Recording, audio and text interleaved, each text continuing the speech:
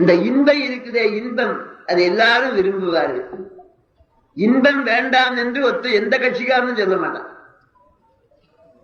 ஒன்று உடம்பினாலே இன்பம் வரும், எல்லாம் நெற்றியில படுத்தா இன்பம் வரும். பஞ்சு கோடை காலத்தில் குளிர்ந்த ஷெவர்பாத் இல்லு, குளிர் காலத்துல சூடா வெந்நீர் போட்டுக்குன்னா இன்பமா இருக்கும். குளிர்காலத்துல நல்ல கதர் போர்வை போத்தீங்கன்னா இன்பமா இருக்கும். கோடை காலத்துல பன்னீர் தெளிச்சா இன்பமா இருக்கும். இதெல்லாம் சரீரத்தால வருகிற இன்பம். இது கொஞ்சம் மட்டமான இன்பம்.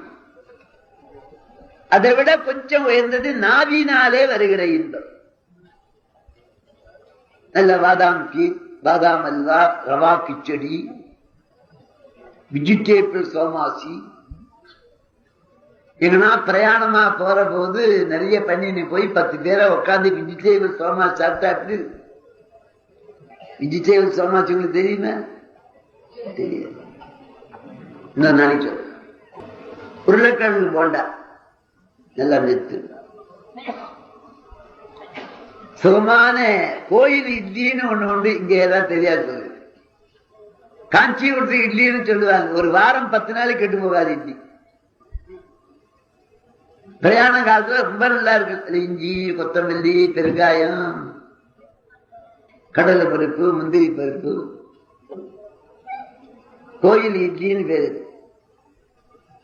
இவ்வளவு பெருசா பண்ணுவாங்க, குழி மாதிரி. இதெல்லாம் நாவினால வருகிற இன்பம். அதுவும் சாதாரண இன்பம் தான்.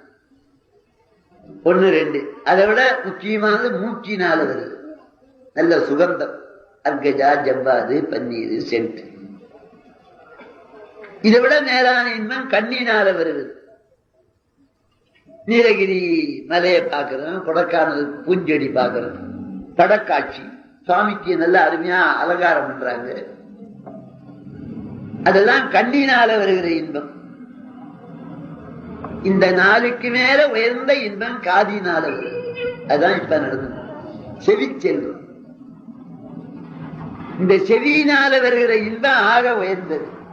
உட்கார்ந்துக்கினேந்தா இடுப்பு வலிக்கும், நடந்துக்கினேந்தா காது வலிக்கும், எழுதிக்கினேந்தா கையி வலிக்கும், பேசிக்கினேந்தா வாயி வலிக்கும், பார்த்துக்கினேந்தா கண்ணு வலிக்கும், கேட்டுக்கினேந்தா இந்த காது வலிக்காது.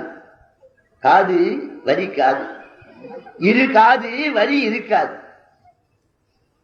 அதனால்தான் திருவள்ளுவர் தேவர் செல்வத்துள் செல்வம் செவிச்செல்வம், அச்செல்வம் செல்வத்துள் எல்லாம் தலை.